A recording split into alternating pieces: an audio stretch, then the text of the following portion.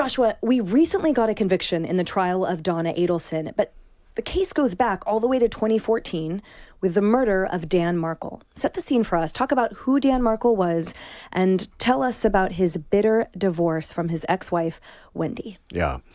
Dan was a professor at Florida State University as a law professor, and by all accounts, really loved. A lot of his students speak very highly of him.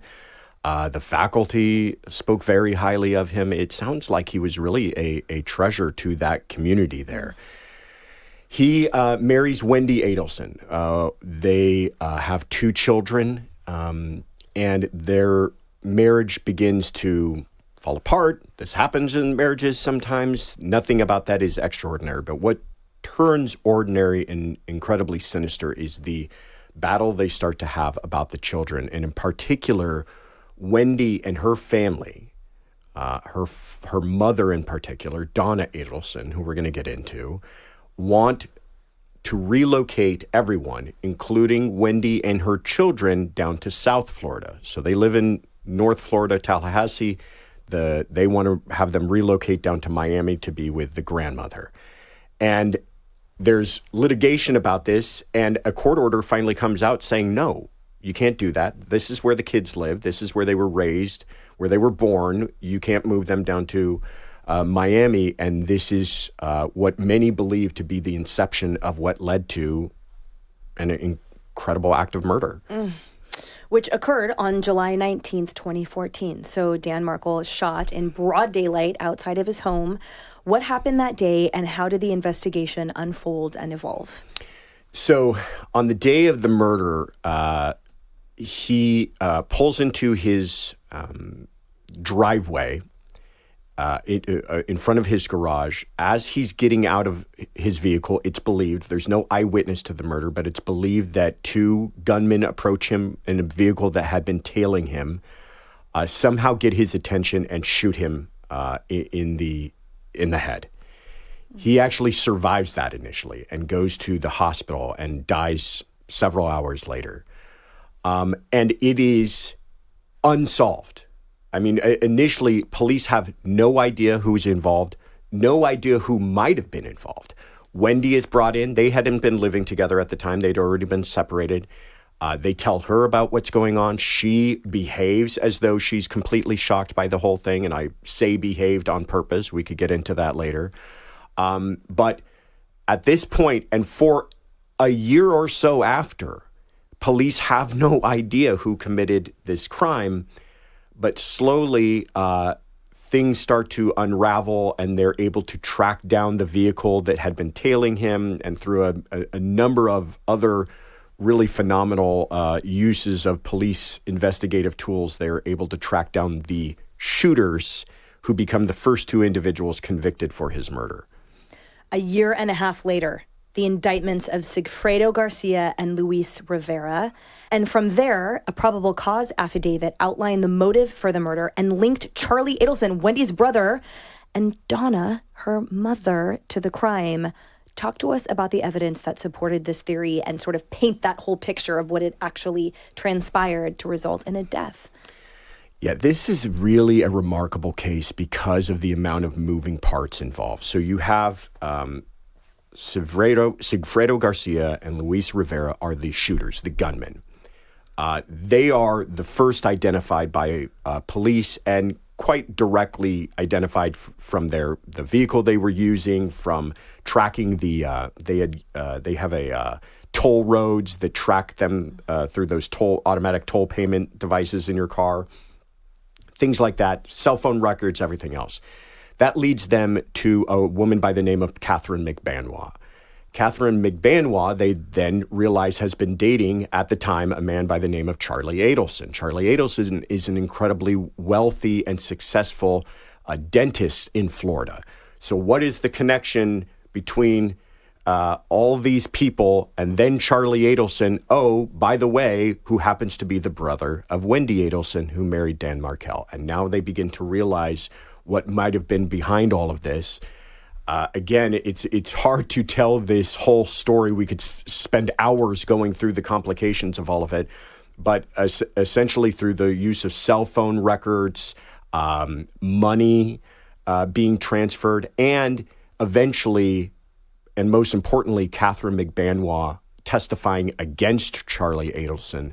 They're able to connect all the dots between the gunman to the middlewoman, Catherine McBanois, to the payment organizer, Charlie Adelson, and then to his mother, Donna Adelson, who many believe to be the person who orchestrated this entire thing. Ugh.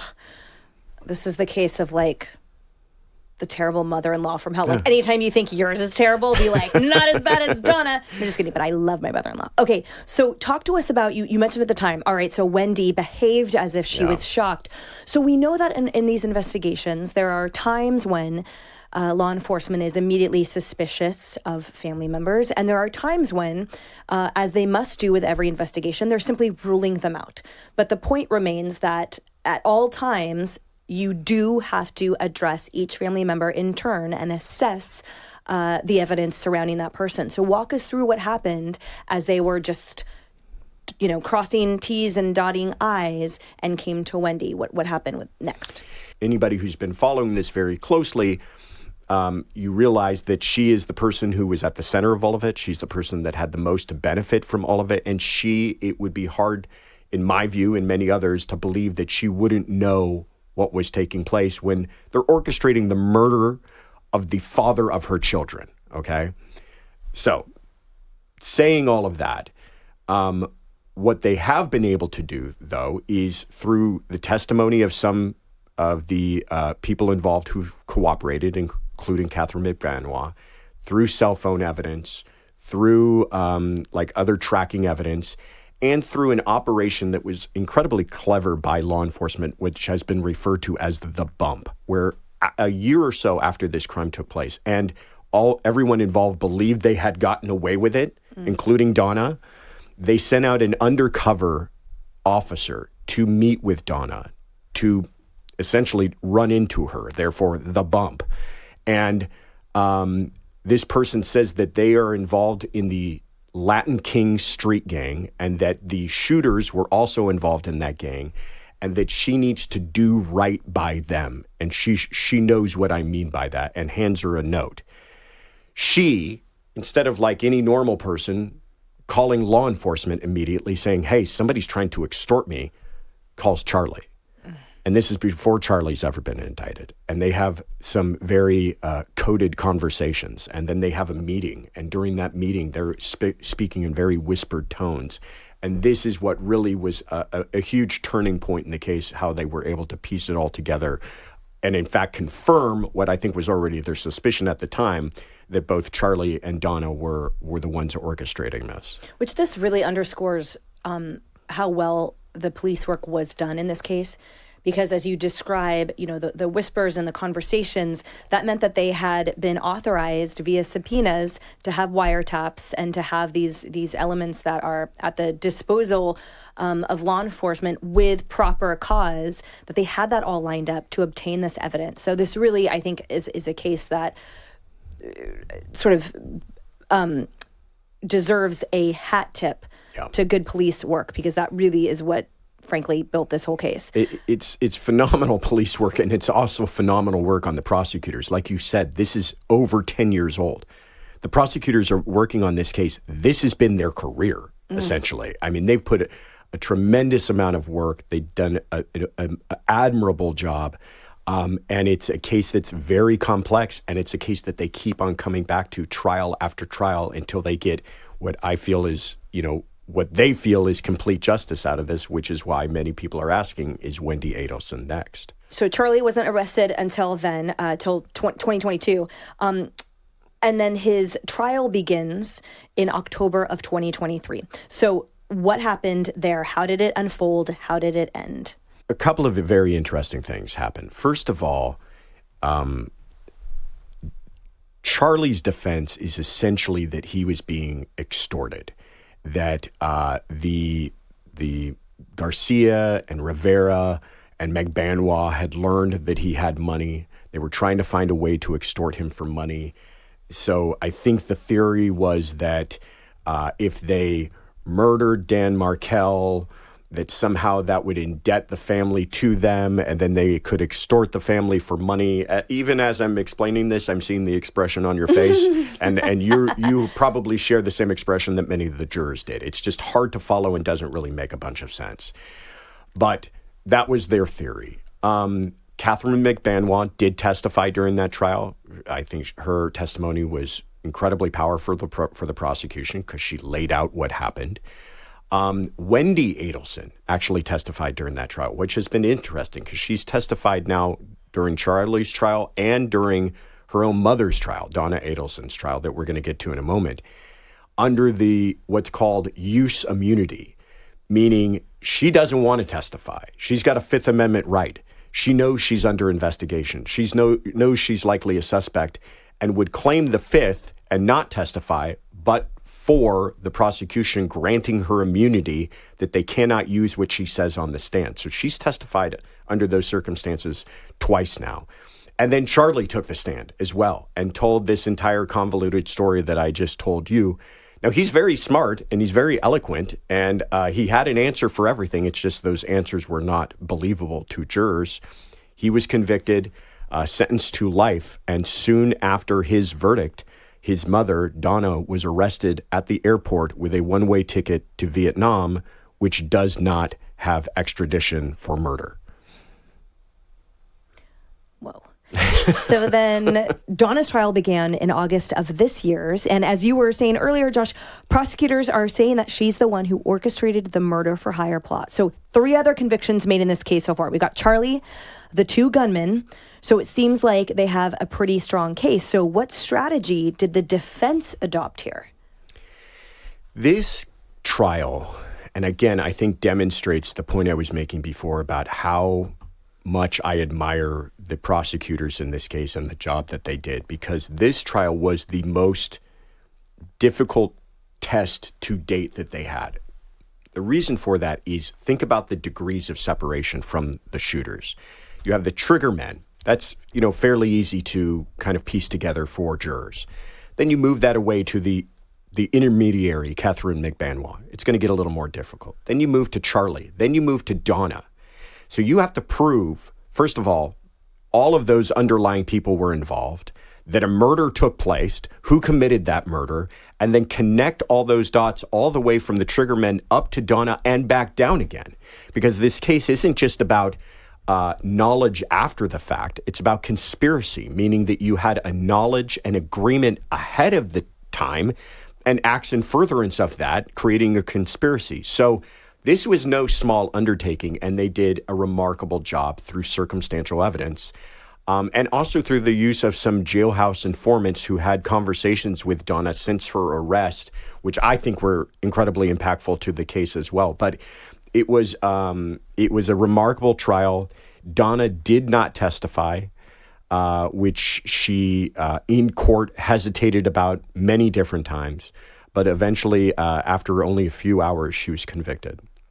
What was the substance of the jailhouse informants' conversations with Donna? What did they say she said, or how did they describe that she talked about it?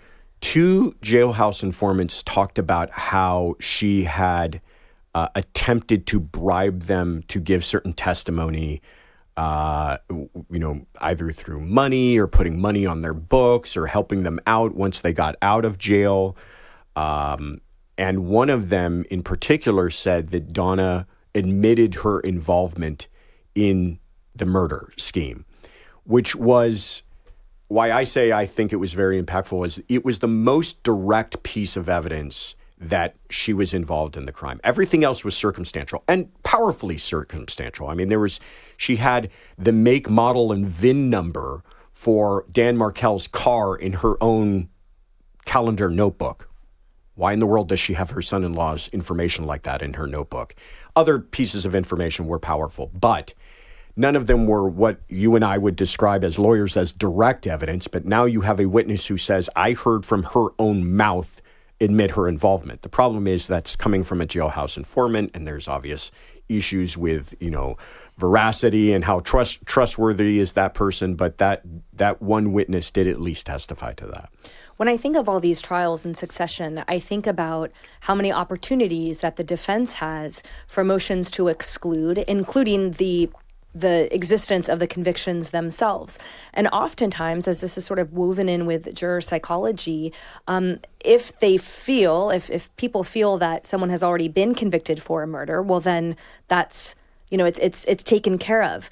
That's part of the arguments we see for bifurcating trials, in that the hopes are that if just someone is convicted, then the other ones can sort of go free. So here, however, when you talk about the conspiracy that was articulated and obviously proven by prosecution this entire time, is that why so much evidence was allowed in their favor? It's because it was relevant and material to the argument they were making. Like the follow through of every single trial was indeed that these people were necessarily predicated on each other's testimony and that kind of thing.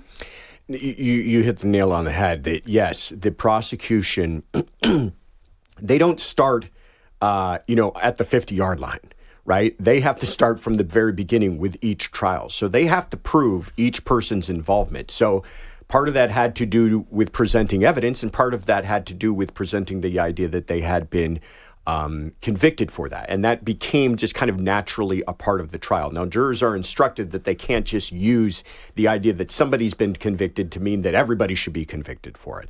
And in fact, to that point, the defense had, I think, an interesting strategy. And I think it was actually probably their best strategy. In opening statements, they said, listen, you will hear that other people have been convicted. Garcia and Rivera and McBanwa, and in fact, even Charlie Adelson. And admitting in their opening statements that Donna's own son was involved in the planning and orchestration of this murder, but then saying, but that's where it ended. All of those people are responsible, but none of that proves that their client knew about it, planned it, orchestrated it, aided and abetted in it in any kind of way. So it was interesting because I feel like giving ground is sometimes a successful strategy for the defense, and they certainly gave a lot of ground and then said, but where you should draw the line is short of our client. It obviously just was not persuasive to the jurors. Within a matter of hours. Now, on that point, oftentimes, and especially in this world, people, and really not even often, I think frankly every time that we hear of a homicide, people always ask, why? Why? And the reality is that it's never justified. So there's never going to be a good enough reason where you're like, oh, okay, and you can sleep at night knowing that this quote was the reason. But my question is sort of remains around juror psychology and around, Donna being convicted within a couple hours, which is that here, part of the tragedy, in my opinion, is if indeed the motive was, moving the family down south, or the absence of that, the prevention of that, it is so unjustified. Yeah. And again, every reason is, but so does that play a part? Meaning, would a juror and would defense try to plant the seed and have them say, like, you've got to be kidding me. You think she would murder her own son-in-law for something so trivial as this? Yeah. For something so ephemeral as a geographic location? Of course that can be remedied. How does that play in? Because I think sometimes it's the hurdle over the shock, frankly. People, we see it every day, are murdered for literally no reason, or some type of unjustifiable reason, like $13 in their pocket, things like that. So do you think that plays a part?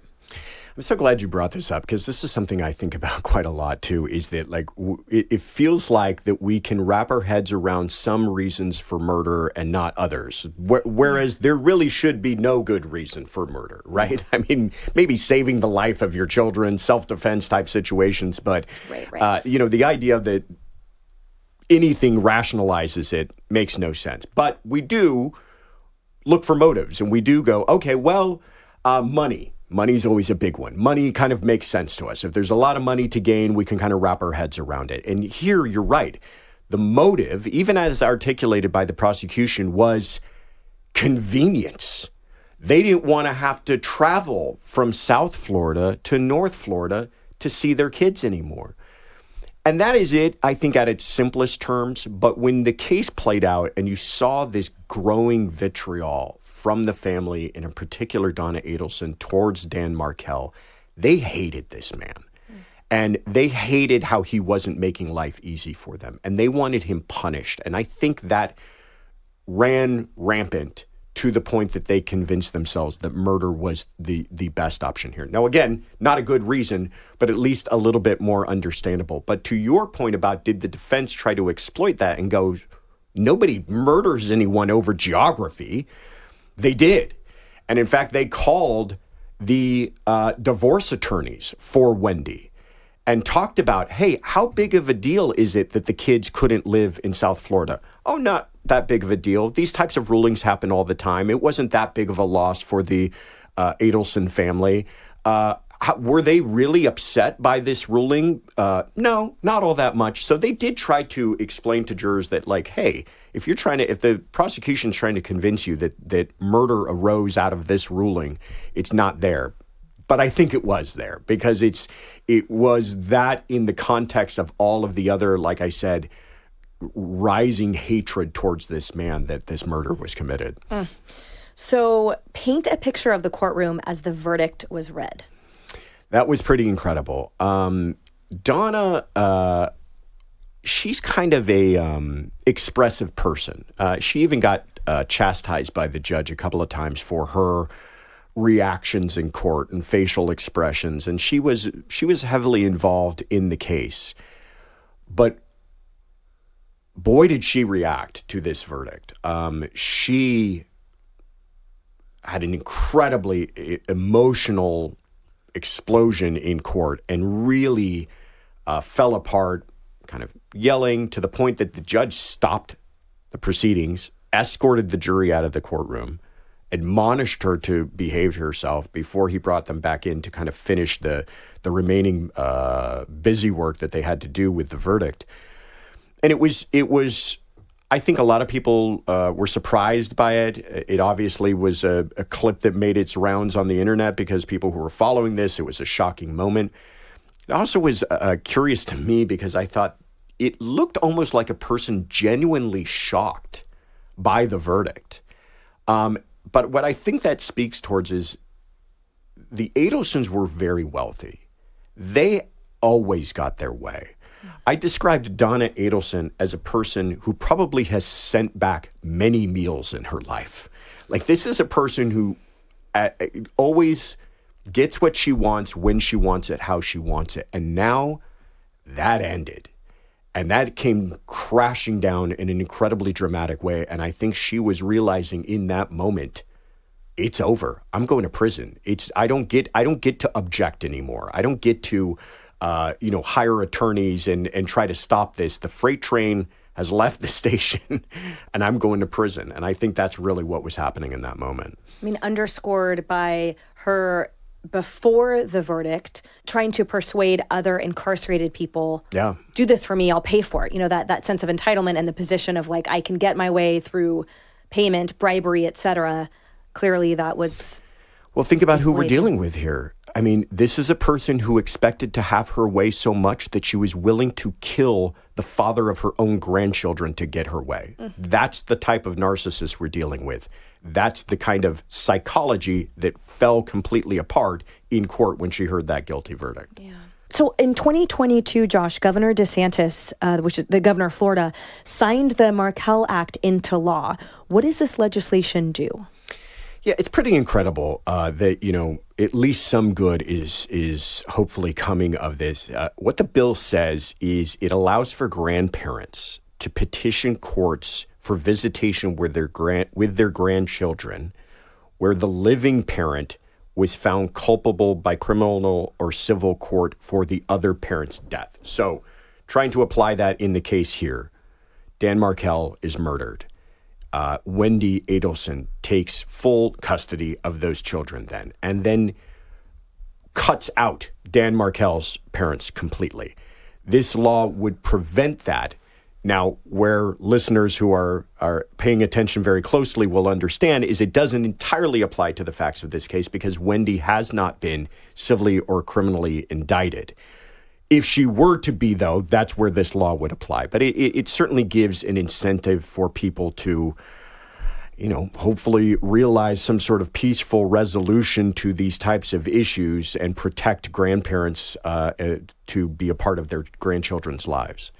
And, to your point, it's not as if were this law to have been in effect, it would have prevented the murder. But at the same time, I hope, and I think part of the intention of the law was to disincentivize this kind of children hoarding, because now there's a vehicle for legislation on the grandparents' plate. So, hopefully parents will now know I can't keep my in-laws' grandchildren from them because they have a vehicle to sue me if I do, right? Sort of disincentivizing that notion of keeping one's grandchildren from the other set of grandparents potentially. And hopefully preventing this use of the children as weapons. And in these cases where it becomes so ugly and how the children are just tossed around as some sort of tool, mechanism to hurt the other party and other side. And hopefully this, does some good in combating that. Yeah. Well, it sounds like, Josh, this case might not be fully over. So thank you so much for giving us an incredibly insightful and thorough detailing of this sort of mind-boggling and really tragic case. But I have a feeling that we're going to be having you back perhaps in the near future to discuss a particular update. I look forward to it. Thank you again.